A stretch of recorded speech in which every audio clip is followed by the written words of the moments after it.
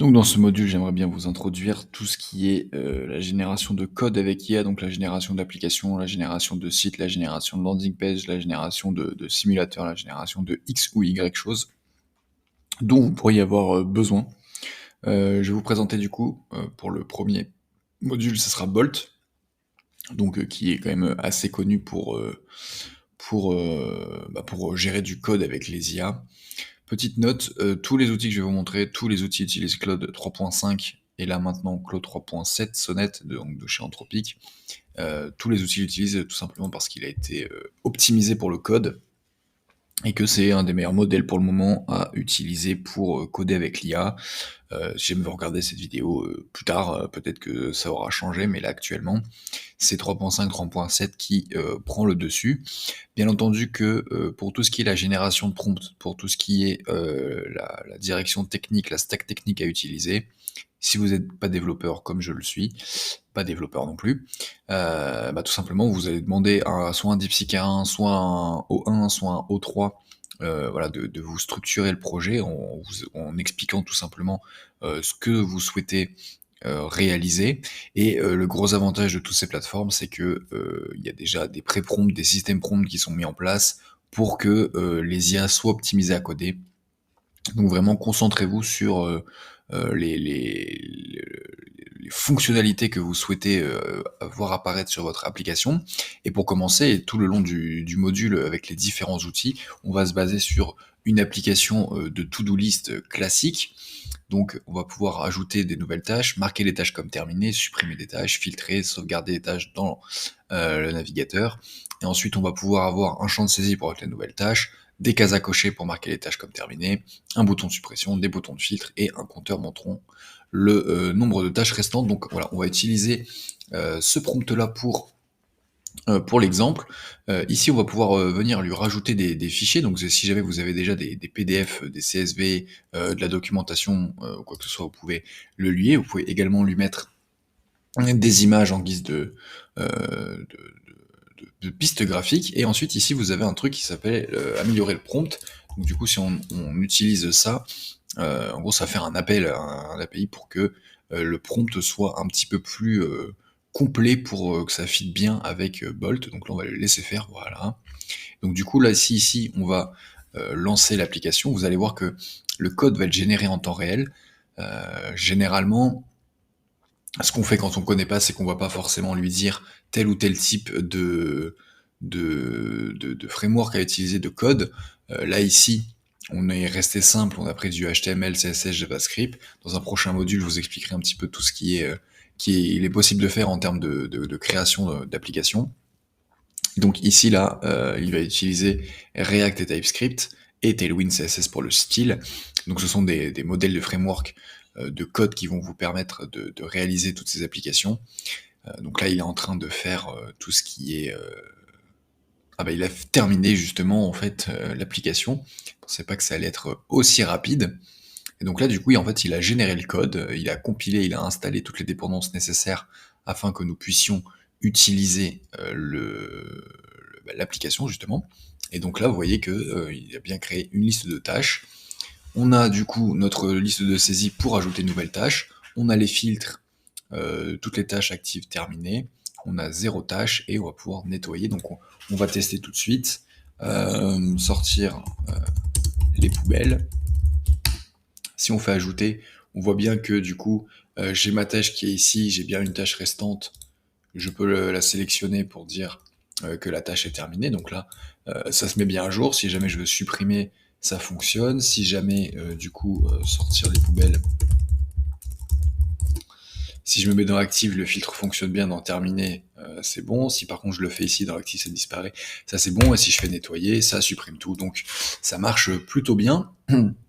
Et maintenant, ils ont rajouté également une possibilité de cliquer sur l'inspecteur.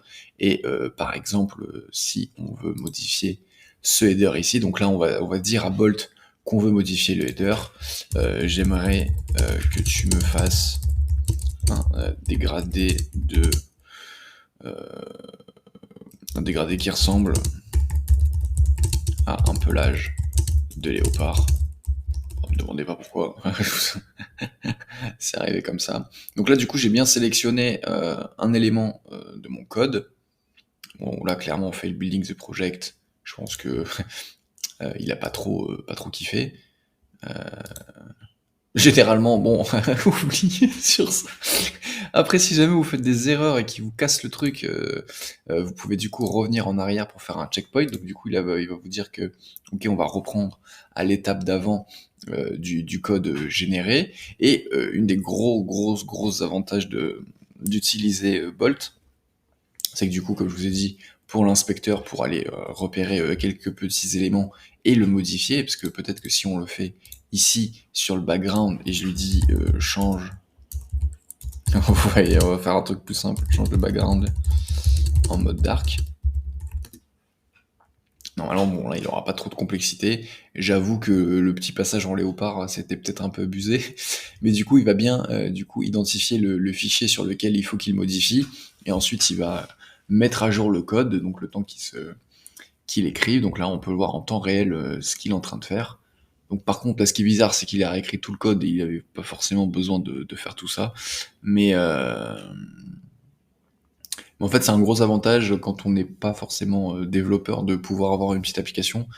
Bon, je pense que là, vraiment, pour le début, c'est pas les codes les plus optimisés, je pense, quand on vient de démarrer. Bien sûr, quand on commence à être développeur et qu'on commence à avoir un petit peu toutes ces pratiques-là, ça sera beaucoup plus simple de lui donner des éléments de direction. Et on verra après plus tard sur d'autres outils comment on peut aller plus loin. Et aussi, un des gros avantages de Bolt, c'est qu'on va pouvoir connecter directement notre projet sur Supabase. Donc là, on aurait pu imaginer d'avoir créé notre base Supabase avec notre liste de tâches, ensuite connecter à Supabase pour faire la liaison avec la base de données et dire à Bolt, bah en fait ici tu vas juste m'afficher les éléments de ma base de données Supabase, ce qui permet vous de pouvoir modifier, supprimer de la donnée. Une fois que c'est fini, mettons qu'on souhaite directement télécharger le code et ensuite pouvoir le transférer sur un cursor, sur un tray, sur un windsurf pour après derrière le modifier. Ou alors on s'y connaît un petit peu et on va pouvoir ouvrir le projet dans l'application de Bolt. Et là en fait ça va nous ouvrir en fait un éditeur de code dans notre navigateur et ici on va pouvoir écrire un petit peu ce qu'on veut, modifier le code, etc. Et lorsqu'on a fini, on va pouvoir sauvegarder notre projet, potentiellement le mettre sur notre GitHub, faire certaines petites choses. Et lorsqu'on a décidé que ce soit terminé, donc si on revient ici à notre fenêtre, si je fais deploy ici, ça va du coup déployer sur Netlify. Donc Netlify qui est une plateforme qui permet d'héberger du code. Donc là en fait on aura rien à faire mis à part cliquer sur des boutons, laisser faire l'IA, parce que l'IA là il va créer le build de développement pour pouvoir le push sur le serveur Netlify. Ensuite, une fois que ça sera fait, on aura accès à notre URL Netlify, on va pouvoir du coup s'en servir. Voilà, ici il nous dit que l'application est disponible, donc là je suis bien sur une URL, je ne suis plus dans Bolt. Là, si je rajoute des tâches, c'est bon. Si je redémarre ici, il n'y aura rien qui sera sauvegardé. Si justement c'est sauvegardé dans le navigateur, excusez-moi. Par contre, du coup, si je fais ici clear le cache, clear les cookies, que je rafraîchis normalement. Normalement, c'est censé supprimer les trucs, hein, étant donné qu'on n'a pas mis de base de données. Bon, voilà, là, décidément, on a juste fait 2 trucs et il y a tout qui est buggé, donc faut quand même y aller petit à petit, hein, c'est pas pour le... C'est vraiment la base, et après, là, ensuite, ici, si vous voulez vraiment réclamer votre compte, vous avez juste à cliquer dessus, ça sera un token d'authentification sur Netlify, ça va vous demander de vous inscrire, vous connecter, et ensuite vous pourrez gérer le projet comme ça. Ici, vous avez du coup tous les prompts que vous avez fait avec Bolt, juste pour vous expliquer un petit peu comment ça fonctionne. Là, vous avez 1 million de tokens par jour à dépenser, par jour ou par mois, je sais plus. Je crois que c'est plus par jour. Je crois que c'est plus 1 million par jour. Et en soi, si après vous voulez pousser le truc, vous pouvez du coup prendre les plans payants, vous aurez beaucoup plus de tokens à utiliser pour votre application. Donc voilà pour la première application Bolt, on se retrouve pour le prochain outil. Donc le prochain outil s'appelle Lovable, c'est exactement la même chose que Bolt. Ici on va pouvoir le mettre en projet privé lorsqu'on a aussi un plan payant. On va pouvoir lui attacher des images en guise de logo, de charte graphique, etc. Ou même directement importer un projet Figma depuis un plugin qui s'appelle Builder.io qui permet de faire une plateforme visuelle avec du code. Et donc on va pouvoir comme ça synchroniser notre Figma, Builder et Lovable. Donc partir d'un design Figma où il y a zéro code, où vous avez simplement imaginé les écrans ou pris un template déjà fait sur Figma, ensuite utiliser ce plugin, ça va vous le mettre directement dans Lovable, et ensuite ça va pouvoir créer l'application. Donc ici on va toujours utiliser la même chose, la partie to-do list. Donc ici on a également une autre option plus que sur StackBlitz, que sur Bolt, parce que ce Bolt est hébergé par une boîte qui s'appelle StackBlitz, qui donc du coup fait de la gestion de code, etc. Là ici sur Lovable, on aura également toujours la possibilité de connecter sur Supabase pour avoir une base de données, mais également sur GitHub pour sauvegarder notre projet. Et enfin, on va pouvoir aussi publier depuis Lovable. Ici, on aura des options sur notre projet. Et là, donc, du coup, on va laisser faire l'IA. Donc, elle est en train de rédiger toute la partie CSS. Et aussi, vous verrez la différence avec Bolt, c'est que, enfin, la petite différence, c'est qu'il y aura également la partie visualisation. On va pouvoir sélectionner un composant et lui dire ça, j'aimerais bien que tu modifies comme ci, comme ça. C'est d'ailleurs Lovable qui a mis ce truc-là, donc Bolt après a suivi. Potentiellement que dans Cursor et Try, on l'aura plus tard. Pour le moment, c'est pas le cas. Et donc là, du coup, là, il est toujours en train de créer les composants. Donc de ce que je vois, il utilise quand même React comme Bolt.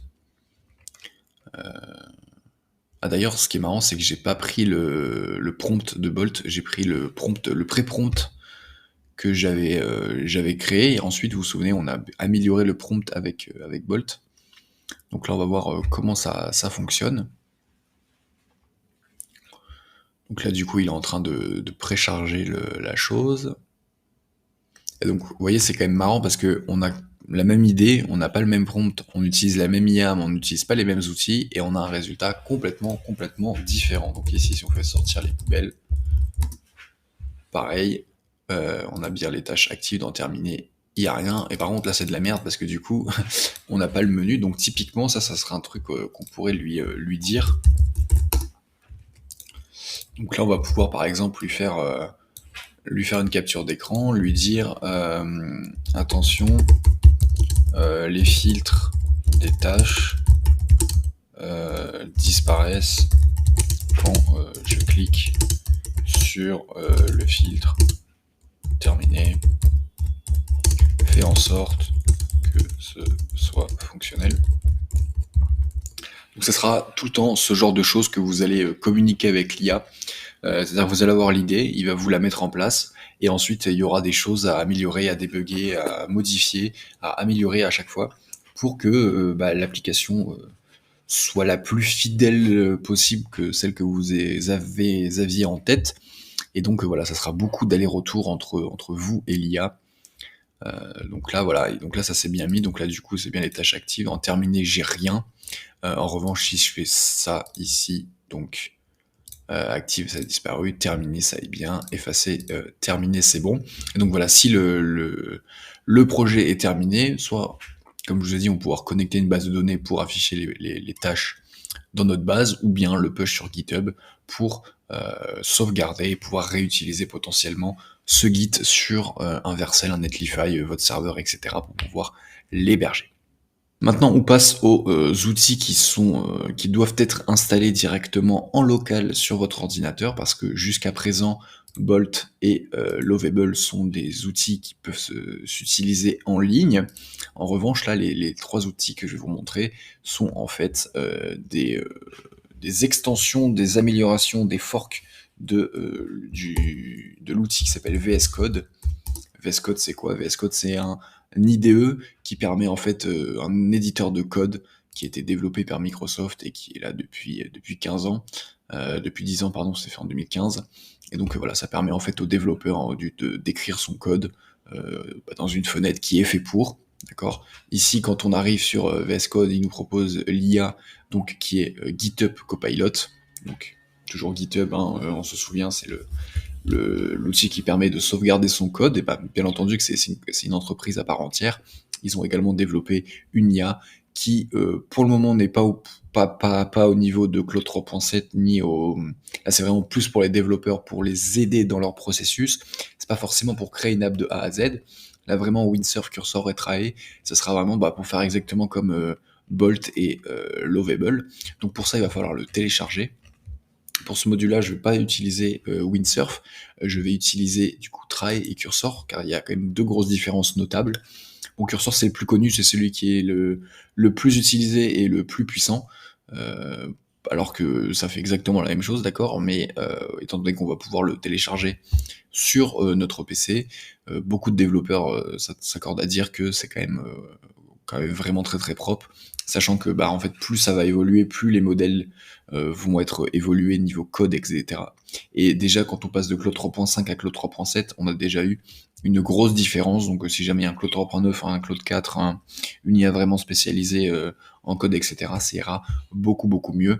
Donc ça je vous montrerai juste après. Au niveau des pricing, vous avez la version gratuite qui est largement suffisante pour commencer à appréhender Cursor. Après, le truc que je peux vous conseiller, c'est une fois que vous avez votre période d'essai qui est terminée, soit vous créez un alias avec votre adresse mail, donc rajoutez un petit +1, +2, +3, +4 avant le arrobase dans votre adresse mail, ou bien changer de compte tout simplement. Et si jamais vous en avez marre de faire ça, simplement passer à la version pro, où là il y a quand même pas mal de tokens en plus. Si ici je vais sur mon compte, voilà, on peut voir que j'ai jusqu'à 500 requêtes premium. Donc c'est quand même beaucoup. Généralement on en fait ouais 10, 15 sur un gros projet. Après là c'est vrai que je ne passe pas ma journée dessus, c'est vraiment de temps en temps dans la semaine je vais pouvoir faire certains trucs. Donc pour une utilisation normale, je dirais le plan pro suffit. C'est vrai qu'après si vous passez toute la journée dessus, je pense que c'est peut-être un peu mieux de passer au truc d'après. Donc voilà. Et ensuite, par contre, la différence que je voulais vous montrer, c'est avec Trae. Donc il y a un nouvel acteur là-dessus que j'ai découvert récemment.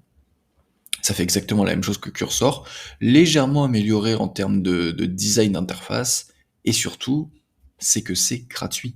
En fait, on ne va pas mettre notre clé API, on va pas payer d'abonnement, on va rien faire, on va pouvoir télécharger le logiciel, commencer à discuter avec l'IA et qui nous crée en utilisant 3.7 sans forcément payer. C'est ça qui est quand même fou. Je ne sais pas actuellement comment ils se rémunèrent parce que du coup ils sont quand même obligés d'utiliser eux-mêmes une API. Donc soit ils ont des machines de guerre avec Claude qui est installé dessus et ça fait des trucs, mais dans tous les cas je sais pas trop comment ça fonctionne. Vraiment je vois pas pourquoi c'est gratuit quoi. Mais bon bref. Pour le moment, c'est gratuit, donc autant s'en servir. Et du coup, vu que ça reste du Claude 3.7, on va pouvoir faire des trucs quand même cool. Donc on se retrouve directement sur Cursor pour vous montrer tout ça.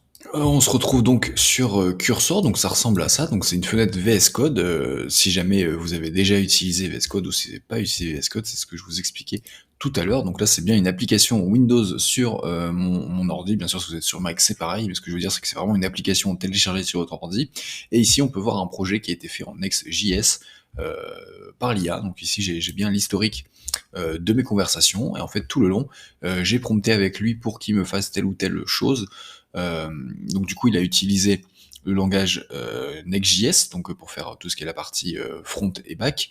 Il a utilisé Node.js pour créer votre serveur sur votre ordinateur, Tailwind pour faire le CSS, du TypeScript pour générer tout ce qui est fonction, et ensuite React pour faire tout ce qui est composant interface. Si c'est du chinois, ce que je vous viens de dire, c'est normal, ça reste quand même du code. Euh, Vraiment, je pense qu'on intervient sur Cursor quand on a commencé à comprendre comment fonctionne une application en dev, ok. Même si on vient déjà du monde de nos codes, qu'on a déjà fait des applications, ça sera déjà un petit peu plus facile. Si vraiment on part de zéro, c'est sûr que là vous allez quand même avoir une phase d'apprentissage qui est quand même assez grande, mais c'est pour ça que du coup, faut que ce soit couplé avec YouTube, cette formation, ok, il n'y a pas que, enfin, j'ai pas la science infuse, hein, moi c'est vraiment un partage pour vous donner vraiment tout ce que je sais pour que vous puissiez être autonome là-dessus. Mais c'est vrai que déjà, rien que de faire un projet comme ça, j'ai passé déjà quand même plusieurs dizaines d'heures avant de comprendre comment ça fonctionnait, comment la structure du code de Next.js est fonctionnelle. Donc là, pour ce module-là, en tout cas, on va pas détailler la partie Next.js, etc. Ça sera l'occasion peut-être de plusieurs vidéos, mais en tout cas pour vous expliquer quand même que on a cette fenêtre d'application.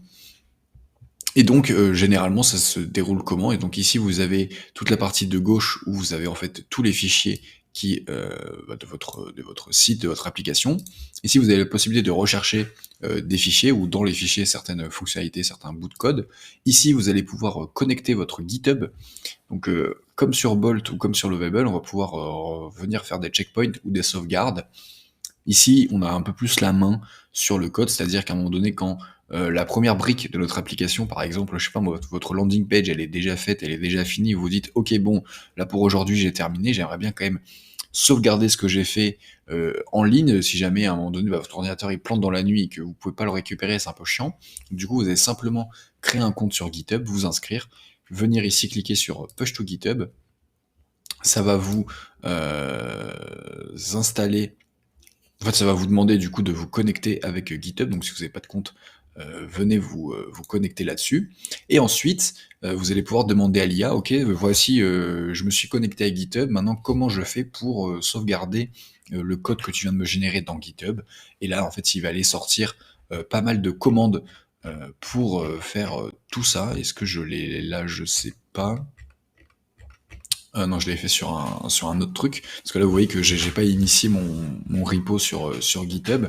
C'est vraiment un projet local pour le coup, mais il y aura simplement à dire à l'IA, voilà, j'aimerais sauvegarder comment on fait, et en fait, il va vous expliquer, il va vous demander aussi les informations, quel est votre pseudo sur GitHub, quelle est l'URL sur le repo sur lequel vous voulez inscrire, vous lui donnez toutes les informations, et lui, il va exécuter les lignes de commande adéquates, et après, vous pourrez le vérifier ici dans Source Control, que vous êtes bien connecté à votre GitHub, et à chaque fois qu'il va faire des modifications et que vous êtes d'accord et que vous acceptez et que votre projet avance petit à petit, bah comme ça vous allez pouvoir mettre à jour votre application plutôt que de revenir genre un mois plus tard et au final votre disque dur a été supprimé ou quoi et vous devrez recommencer l'application. Donc généralement, bon après quand on est codeur, on va taper là-dedans, ce qui est toujours pas mon cas, hein. Je vais jamais trop toucher là-dessus, sauf là ici tu vois, je récupère que c'est le titre H1 de ma page par exemple, là c'est le sous-titre. Ensuite, là, ça va être la liste, la landing page, en fait, tout simplement de mon application. Mais là, si on comprend rien, on fait un CTRL A et on va demander à copier-coller les informations sur la fenêtre de chat. Et ensuite, l'IA va venir faire les modifications adéquates. Donc ici sur la fenêtre de chat, là, ça sera pour démarrer un nouveau chat. Ici, vous avez l'historique. Là, vous avez encore d'autres trucs. Et généralement, vous allez avoir trois types de modes. Donc, vous avez le mode agent, où ça va être l'IA qui va exécuter le code et écrire les lignes de code pour vous, comme on a vu sur Bolt et sur Lovable, à ce que ça va être plus demander des informations, sans forcément qu'il vous génère du code. Par contre, il peut vous écrire du code, et ça sera à vous ensuite d'aller le copier et le coller dans le bon fichier.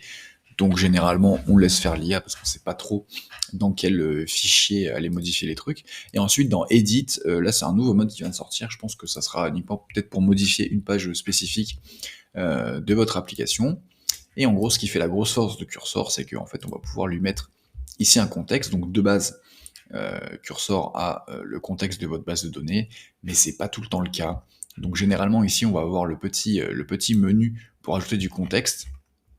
Donc là, en fait, ça va récupérer tous les fichiers et les dossiers qui se retrouvent ici dans votre liste. Donc si par exemple, on a envie de prendre le JSON input, ici, je vais aller dans ma barre de recherche, je fait JSON input, ok. Donc du coup, en faisant ça, quand je vais faire ma requête à Cursor, tout le code qui est contenu dans JSON input.tsx sera aussi envoyé dans la requête, d'accord.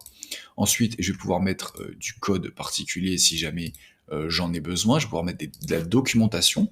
Donc là, ici, je lui ai mis toute la documentation Next.js pour que si jamais il y ait des problèmes dans le routing, dans les appels API, dans le CSS, etc., je puisse lui dire, écoute, il y a un problème là-dessus, je t'ai mis une documentation à disposition, regarde par exemple la partie middleware, c'est peut-être ici qu'il y a ce problème, comme ça au moins il prend son contexte et il vous résout l'erreur. Ensuite on va pouvoir aussi lui plugger son Git, donc là, comme je vous ai expliqué tout à l'heure. On va pouvoir également lui mettre les résumés de nos précédentes conversations, parce qu'à un moment donné, ça va être comme sur ChatGPT, ça va être comme sur Claude. Quand votre conversation va s'allonger, en fait, la fenêtre de contexte va être compressée. À un moment donné, on va pas pouvoir passer au-dessus, et c'est là où il risque d'y avoir des problèmes, parce qu'il va complètement halluciner, il pourra pas vous répondre, etc.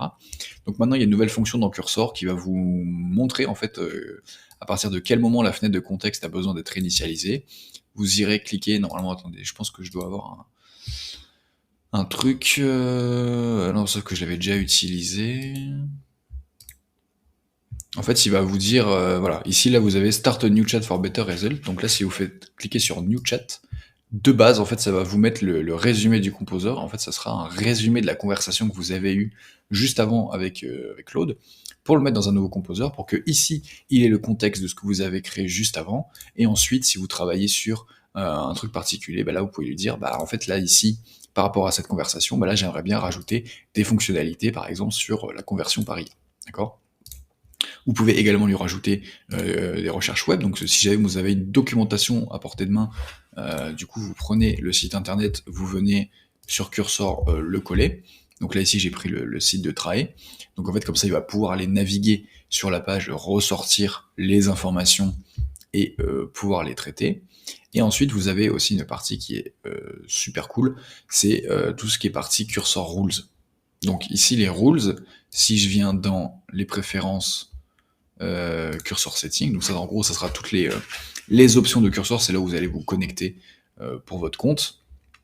Vous avez ensuite quelques options, là vous avez tout ce qui est fonctionnalité par rapport à Cursor, là c'est l'indexation de la base, ici c'est là où vous rajoutez tous vos documents en fait, et vu que ça sera en local, ça sera sur toutes les fenêtres de chat Cursor, vous allez pouvoir comme ça appeler une doc. Ici vous allez pouvoir sélectionner la gestion des modèles, rajouter votre clé API si jamais vous souhaitez utiliser autre chose, Anthropic, Google pareil. Et c'est ici en fait que vous allez commencer à créer des règles. Donc ici je lui ai mis des règles prédéfinies, comme ça à chaque fois qu'on va utiliser la fenêtre de chat, il va se baser là-dessus. Ensuite on va pouvoir faire des règles personnalisées par projet. Si par exemple vous commencez à faire des applications en Python, de scrapping, etc., bah, peut-être que tout ce que j'ai marqué là dans Node.js, TypeScript, JavaScript, React, Next.js, bah en fait, clairement, il n'en aura pas besoin pour ce projet en Python. Donc pour ce projet, tu lui dis, déjà, il faudra modifier ici, et ensuite, là, il y aura un rôle précis pour ce projet-là. Et si jamais vous avez des doutes qui ne prend pas en compte ce contexte, bah, vous irez dans Cursor Rule, ici, ajouter une règle, et lui pointer. Donc à chaque fois qu'on va créer une règle, donc par exemple règle 1, en fait, ça va toujours vous créer un point cursor / rules, et dedans, ça va bien vous créer un nouveau dossier, règle 1.mdc, et donc ici, je vais pouvoir mettre, c'est où cursor rule, du coup, mettre cette règle-là pour mon prompt. Donc après, ici, vous rajoutez un petit peu ce qu'on peut mettre. Ici, on va pouvoir rajouter, de le mettre en global, c'est-à-dire que ça sera sur toutes les requêtes, ou bien on va pouvoir lui mettre que c'est uniquement sur .page tsx, par exemple. Si jamais notre design est terminé, etc., on va lui dire, bah, sur ce truc-là, tu ne bouges pas. Si jamais tu dois bouger des choses, bah, du coup, vous faites une règle pour, par exemple, les routes entre votre front et votre pack, pour les appels API à Supabase, pour Langchain, pour X, pour Y truc. Ça va vous permettre comme ça de segmenter les prompts, tout simplement. Quoi d'autre? Attends, je vais essayer de reprendre la partie settings. Ensuite, les MCP, je pense que ça sera l'objet d'une autre vidéo. Donc les MCP, ça a été introduit par Anthropic, qui permet en fait de donner des outils IA sur votre ordinateur. Donc par exemple, si on utilise Claude, l'application Claude, que ce soit sur Mac ou sur Windows et sur Mac, en fait, on va pouvoir du coup y donner accès à potentiellement votre navigateur Chrome. Comme ça, lorsque vous allez utiliser Claude sur l'application, il va pouvoir aller faire des recherches sur Internet, Tandis qu'à l'heure actuelle, sur la version cloud, il n'y a pas la possibilité d'utiliser Internet. Et un des exemples les plus utiles pour les MCP sur Cursor, ça peut être de lui donner accès à votre Supabase. Comme ça, quand vous allez demander de faire de la modification de données dans votre base et que vous n'êtes pas à l'aise dessus, l'IA aura le contrôle sur votre base de données, pourra exécuter des fonctions, pourra créer des tables, pourra créer des lignes, etc., sans que vous ayez à le faire vous. Donc c'est plutôt cool, on va pouvoir aussi lui mettre d'autres outils à disposition pour faire tout le projet.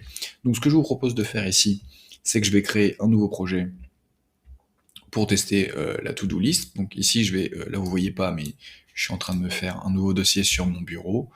Donc ça fonctionne toujours comme ça, il faut d'abord créer un premier dossier, que ce soit sur un disque dur, dans un dossier, dans un sous-dossier, mais enfin bref, il faut que ce soit un dossier sur votre ordinateur. Là, je vais appeler to-do list vidéo. Ok.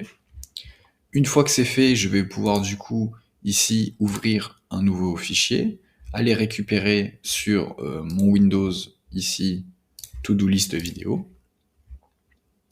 Là, je vais rien sauvegarder du tout. Et donc là, voilà, on voit bien que ça m'a inscrit, ouvert le dossier to-do list vidéo. Donc là, c'est complètement vide.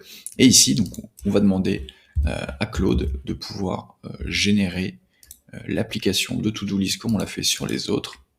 Hop, on va faire send.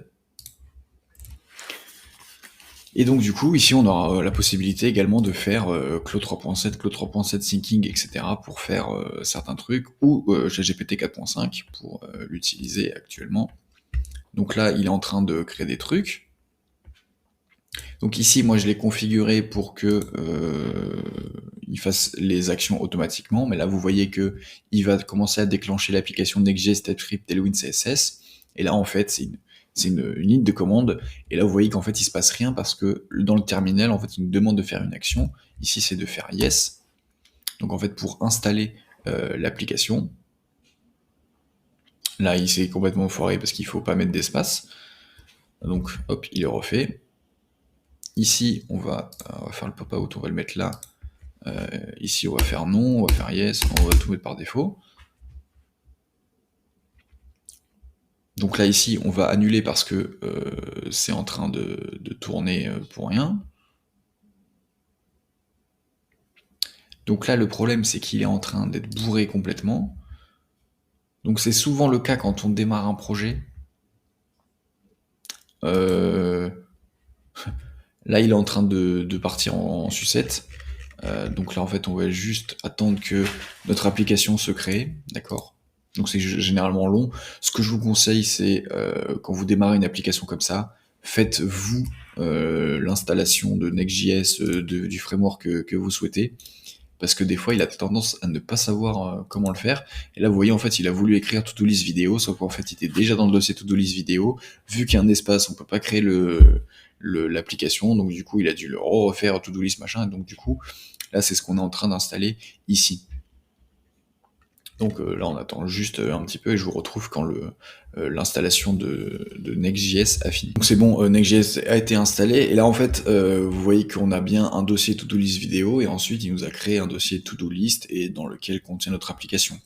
Donc généralement dans VS Code ça se présente comme ça, donc là on voit bien qu'on est bien sur utilisateur /charbonne desktop to-do list, donc là on est bien là-dessus, sauf que nous notre projet il est dans un dossier qui s'appelle cd to-do list. Donc ici on va aller cliquer cd to-do list pour accéder au dossier. Donc là on voit bien qu'on est dans la racine. Du coup ce que je vais lui dire c'est bon, l'application a été installée, continue la rédaction du code pour l'application.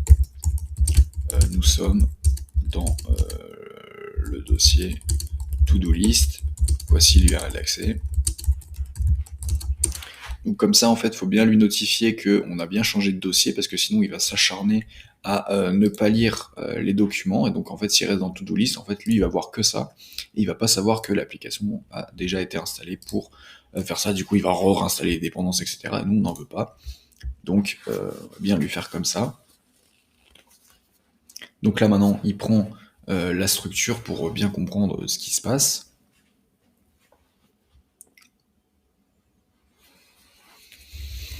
Donc là, il va lire tous les fichiers. Généralement, quand il est en train de tourner comme ça, Attendez. Voilà, là, il est en train de faire n'importe quoi. Parce que du coup, je lui ai dit que t'étais bien dans CD to-do list, machin, etc. Et là, il est en train de... Il est un petit peu en train de faire nimp. Mais après, il arrive quand même à se rattraper sur certains trucs, etc. Et ce que je voulais vous dire, c'est que lorsqu'il va exécuter les tâches comme ça, une par une, parce que en plus, moi j'ai mis le mode YOLO que je vais désactiver tout de suite parce que j'aime pas ça du tout. J'aime quand même avoir le contrôle maintenant sur ce qu'il me fait, donc je crois que c'est dans YOLO, voilà.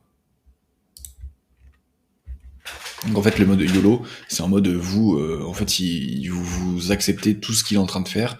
Donc généralement là, que vous avez vu quand il était en train de faire tous les trucs là, j'étais là en mode bon, je préfère voir ce qu'il est en train d'écrire. Donc là, il est en train de faire tout ça. Donc là, en fait, il fait exactement toutes les mêmes manips qu'on fait Bolt et on fait Lovable.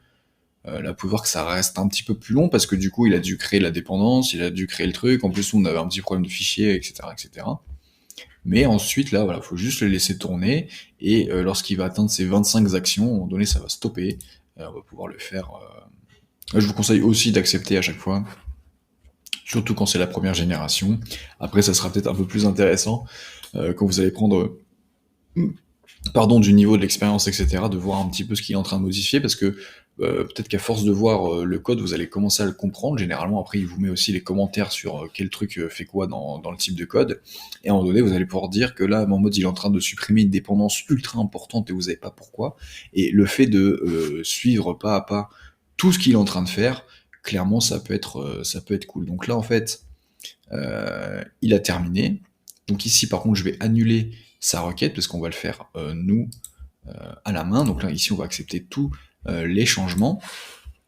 Et donc, lorsqu'on va installer un projet Node.js, donc là, pour notre exemple Next, en fait, ici, là, vous voyez que j'ai pas le code qui s'affiche, tout simplement parce qu'il faut taper la commande suivante, npm run dev, pardon, qui va en fait compiler le code, créer un serveur sur votre ordinateur. Et là, vous voyez bien que j'ai un serveur en Next.js qui est ici, donc c'est arrivé le localhost.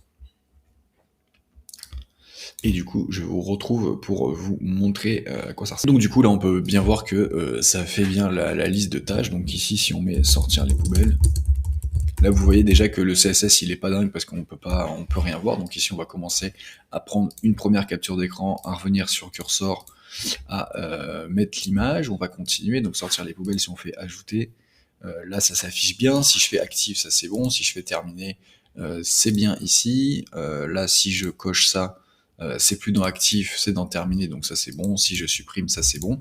Donc voilà, le seul problème qu'on a ici, c'est la typo. Donc là, je suis dans cursor, je vais lui demander vérifie, enfin améliore la lisibilité de l'input pour écrire sa tâche. Ce n'est pas lisible. Juste l'accessibilité. Donc là, du coup, je suis sur cursor. Donc là, je viens de lancer le prompt.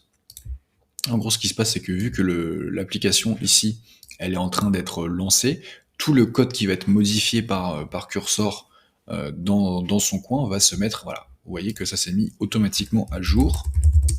Et là, on voit bien que ça a bien été mis comme il faut. Et il a juste, voilà, il a bien fait tout ce qu'il fallait faire pour la modification. Et donc, c'est comme ça, en fait, qu'on va se servir de cursor pour coder, en fait, nos projets, nos applications.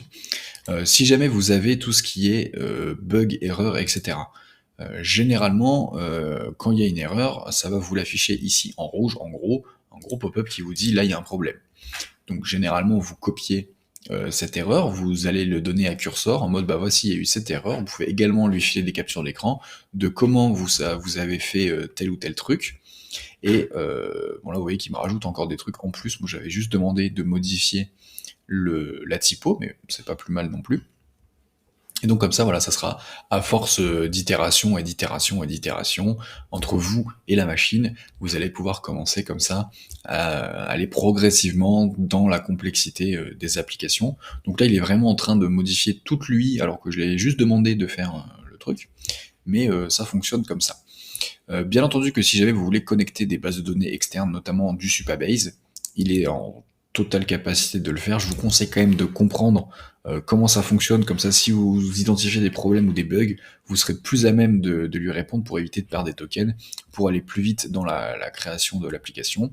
Et ensuite, je vous souhaite vraiment une bonne partie de plaisir pour faire ça, parce que c'est quand même ultra intéressant d'imaginer l'application, de l'écrire, que l'IA exécute, que vous débuguez avec lui, un peu comme si c'était votre stagiaire, bon, qui est encore un peu plus compétent que vous, en termes de code, bien entendu. Mais voilà, ça permet de faire tout ça. Et ensuite, on se retrouve pour Try, pour vous montrer que c'est similairement la même chose. Donc, on se retrouve sur Try. Donc ici, là, j'ai bien rouvert mon fichier qu'on avait créé à l'instant avec Cursor. Ici, du coup, je suis déjà connecté sur Git, donc là, il me propose de voir tous les changements qui ont été faits pour pouvoir le push sur Git. La différence avec Cursor, c'est qu'ici, on aura la prévisualisation de notre application directement dans Try, ça c'est cool. Et ensuite, on aura aussi quelques petites extensions qui sont du coup liées à VS Code. Et vous pouvez aussi avoir un agent en plus IA avec Cline dessus. Vous pouvez également rajouter Cline sur Cursor. Ici, nous, ce qu'on va faire, c'est qu'on va supprimer du coup To-Do List. On va supprimer ça, et du coup, ici, vous voyez qu'on est complètement comme sur Cursor. On a un chat, on a un builder. Ici, on va pouvoir lui mettre également le contexte de notre application. On va pouvoir lui mettre des images et changer le modèle. Donc là, juste, vu que ça me demande pas mal d'autorisation, c'est en train de se supprimer. Et ensuite, on va préparer notre prompt, voilà, qui est le même que tout à l'heure. Et là, ce qui est cool, c'est que j'aurais pas besoin de le changer de navigateur. Là, il me dit que c'est bloqué. Ok, c'est bon. Donc là, hop, on va pouvoir lancer ça. Et donc, du coup, ça utilise toujours Claude 3.7 Sonnet. Ça va commencer à nous créer. Voilà. Donc, on va le laisser faire tranquillement. Donc là, ce qui est marrant, c'est que lui, il utilise absolument pas Tailwind, React, Node.js, Next.js, etc. Pourquoi? Parce que du coup, il a aucun système prompt qui lui dit utilise telle ou telle application. Donc ça peut être une bonne ou une mauvaise chose. Si vous avez le contrôle, c'est mieux. Là, il fait tout en HTML, CSS, ça devrait complètement fonctionner aussi. Le script JavaScript, il va le faire aussi. Et en fait, là, je lui ai juste donné le libre champ à son imagination, à sa base de connaissances, pour qu'il fasse ce projet. Vous allez voir que ça sera beaucoup moins lourd que de faire tout ce qu'on a fait avec Next.js, etc. Mais c'est pour vous montrer qu'on peut quand même aller relativement loin, que les applications fonctionnent également un peu comme on souhaite. Et si jamais vous n'êtes pas dev, je vous dis, le mieux c'est de prompter une IA, un GPT, ce que vous voulez, qui est vraiment spécialisé en étant CTO technique, en fait, de votre application. Vous voulez expliquer le truc, lui, il va planifier tout ce dont il y a besoin de faire. Et donc là, je vais faire run, et on va accepter tout ça. Donc là, il me dit qu'il y a un petit problème, donc je le laisse faire tranquillement. Donc là, du coup, là, vous voyez, je voulais faire le terminal ici, ça n'a pas forcément fonctionné, mais normalement, si je vais sur index HTML, écoutez, je vais lui faire add to chat. Parce que c'est vrai que normalement, on a l'habitude de lancer le serveur, d'aller sur localhost. Là, il y a peut-être moyen qu'il puisse pas faire la WebView ici.